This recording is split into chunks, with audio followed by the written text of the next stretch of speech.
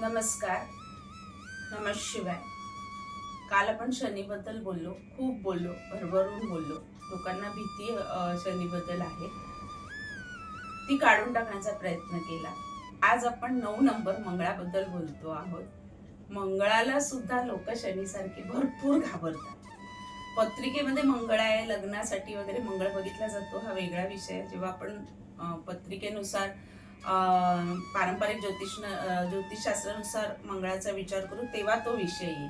आज आपण 9 नंबर अंक ज्योतिषशास्त्राप्रमाणे 9 नंबर हा मंगळाचा आहे. मंगळ म्हणजे योद्धा, लढणारा, ताकदवाला, शूर, स्पष्ट बोलणारा, थोडासा तापट, थोडासा उतावळा, ज्याच्याकडे पेशन्स नाही, म्हणजे एक घाव दोन तुकडे. सैनिक जे आपण युद्धासाठी जातात, आपले जे सैनिक आहेत त्यांच्या पत्रिकेमध्ये मंगळ प्रबळ असेल ना, स्ट्रॉंग असेल, पोलिसी खातं, सैनिक जिथे डॅशिंग एकदम लढायचं आहे, भीती नाही, असा पत्रिकेमध्ये मंगळ प्रभावी चांगल्या पोझिशनमध्ये असतो. पण मंगळाचे दुष्परिणाम खूप आहेत. ॲक्सिडेंट होणं, पडणं, धडपडणं, हाड मोडणं, भाजणं, हे सुद्धा मंगळाच्या खाली येतात. अर्थात त्याला इतर ग्रहांची पण जोड लागते. पण पत्रिकेमध्ये मंगळ म्हणजे पुरुष, पुत्रसंतती देणारा आणि ताकद, वीर्यामधली ताकद मंगळ देतो. मंगळाचे खूप असं मंगळाबद्दल असं खूप खूप खूप बोलण्यासारखं आहे. मंगळ म्हणजे तसा तो प्रेमळ, पण तो तडकाफडकी गरम असल्यामुळे, फटकन निर्णय घेतला असल्यामुळे कधी कधी आपल्याला खूप गरम वाटतं.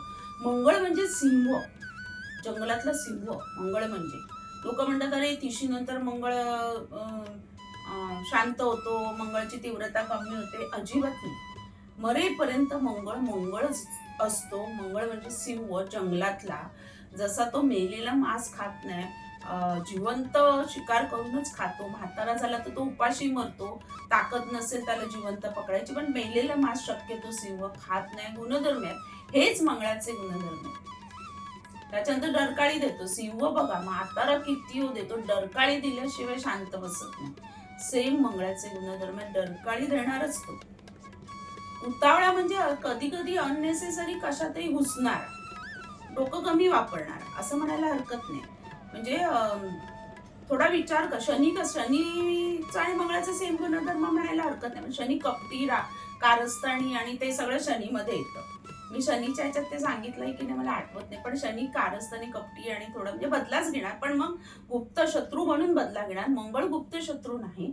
मंगळ अरे ये इकडे, काय झालं, तू काय केलं, आणि मग तलवार आणि डिशुम डिशुम डिशुम. मंगळाबरोबर राहू आला तर अजून मोठा, हे काय बोलतो, बॉम्ब. हर्षल आला तर अजून, असं खूप मंगळाचं आहे. मंगळ म्हणजे तापड, अग्नी. मंगळ म्हणजे अग्नी. मंगळ म्हणजे अग्नी कसं म्हणू शकतो आता, गुरु म्हणजे पण अग्नी, म्हणजे अग्नी गुणधर्म, गरम तत्वाचे दोघे पण. गुरु म्हणजे ऊब देणारा अग्नी, शेकोटी आपली, असं. मंगळ म्हणजे फुल पेटवणारा, म्हणजे आग लावून देणारा, असं. अर्थात त्याला जोड कोणाची येते त्याच्याप्रमाणे, अन्यथा तो मंगळ ऊब देणारा सुद्धा असू शकतो. मंगळाची आवड चमचमीत, तळलेलं, तिखट, झणझणीत, मस्त चायनीज सूप वगैरे, नॉनव्हेज, हे सगळं मंगळाला आवडतं, म्हणजे आवडती खाणी. मंगळाचा रंग लाल, ऑरेंज, नंतर रेडिश मध्ये येणारे सगळे जे कलर्स आहेत ना, ते मंगळाचे. मंगळाचं रत्न पोवळा आहे. न्यूमरोलॉजीमध्ये मंगळाला कोण अलाइन होतं, काय होतं, त्याच्याप्रमाणे मंगळाचे गुणधर्म सांगितले जातात. आता त्याच्यात 9 नंबर 2, 3 आले तर मंगळाचं अजून वाढलं, म्हणजे त्या माणसामध्ये मंगळाचे हे सगळं गुणधर्म वाढतात, तीव्र होतात. अर्थात मी जेव्हा बघते ना, तेव्हा दोन्ही पारंपरिक आणि न्यूमरोलॉजीचं कधी कधी मी मॅचिंग करते आणि मग भविष्य सांगते, जर समोरच्याला न्यूमरोलॉजी प्रमाणे हवं असेल तर. अन्यथा मी पारंपरिकवरच जास्त भविष्य सांगणं किंवा उपाय देणं वगैरे त्याच्यावरती जास्त जोर देते, कारण त्याच्यावरती माझा खूप चांगला असा अभ्यास आहे असं म्हणायला. न्यूमरोलॉजीमध्ये अभ्यास आहे, पण मला पारंपरिकवरती जास्त. न्यूमरोलॉजी नंबर प्रमाणे कॅल्क्युलेशन, अधिक वजाबाकी करून वगैरे भविष्य सांगतात, आणि बऱ्यापैकी ते छान जुळतं. नावांची स्पेलिंग बदलण्यासाठी तिथे उपयोग होतो, जे लकी होतं. त्याच्यानंतर बर्थ डेट बदलता येत नाही, पण बर्थ डेटला जो ग्रह येतो, नंबर येतो, त्याला अलाइन नावाप्रमाणे न्यूमरोलॉजी प्रमाणे नावाचा अंक आणि ते सगळं अलाइन करून वगैरे जर चेंजेस केले तर खूप सारा फरक पडतो. केलेले आहेत आणि आता खूप न्यूमरोलॉजी फेमस झाली, त्याच्याबद्दल खूप बोललं जातं. म्हणजे टीव्हीवर प्रत्येक ग्रहाचं प्रत्येक नंबरचं सगळं खूप सांगितलं जातं. म्हणजे खूप आहे, म्हणजे ते झटकन आणि पटकन न्यूमरोलॉजी शिकताही येते. त्याच्यामध्ये सुरुवातच ही आहे की ग्रहांची माहिती शिकणं पहिलं गरजेचं असतं. शत्रुकोण, मित्रकोण, आवड काय, रंग काय, चवी काय किंवा सगळं. आणि त्याच्यानंतर मग ते अंकाला तो धरून वगैरे असं सगळं असतं. त्यामुळे न्यूमरोलॉजी शिकणं मला तरी वाटतं ते फार कठीण नाहीये.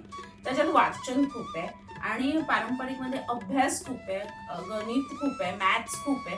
आम्हाला त्यावेळी खूप मॅथ्स करावं लागत होतं. आता ते सगळं सॉफ्टवेअर आले, झटपट तुम्ही बर्थ डेट बर्थ टाइम टाकलं की कुंडली येते आणि मग त्याच्याप्रमाणे आपल्याला सगळं करता येतं. मी आजही कुंडली हाताने बनवते.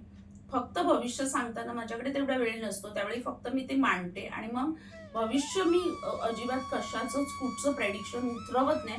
मी माझा जो अभ्यास आहे त्याप्रमाणेच ते भविष्य मी समोरच्याला प्रेडिक्शन देते आणि तंतोतंत जुळतं आणि छान असं त्याचा रिझल्टही मिळतो, त्याचे उपाय केले जातात. मंगळाची तीव्रता कमी करायची तर डोकं शांत ठेवणं पहिलं गरजेचं आहे, राग कमी करणं गरजेचं आहे. बॉक्सिंगवाले, नंतर रेसलर, मारामारीवाले वगैरे हे मंगळवाले असतात आणि जेव्हा मंगळ खूप तीव्र असतो ना, म्हणजे न्यूमरोलॉजीमध्ये पण तीव्र असतो ना, खूप 2 मंगळ 3 मंगळ जेव्हा 3 वेळा 9-9 किंवा 2 वेळा 9-9 येतात, तेव्हा ते लोक खूप असं तापड, असं उष्ण आणि असं हे असतं ना, त्यांना ह्या बॉक्सिंगमध्ये किंवा रेसलिंगमध्ये किंवा अशा ह्याच्यामध्ये खेळांमध्ये घातलं ना, पत्रिकेनुसार सुद्धा, पारंपरिक ज्योतिषशास्त्रानुसार सुद्धा, तर तो राग काढता आला ना, तर मग ते बराचसा त्यांच्या स्वभावात फरक पडतो, शांतता येते.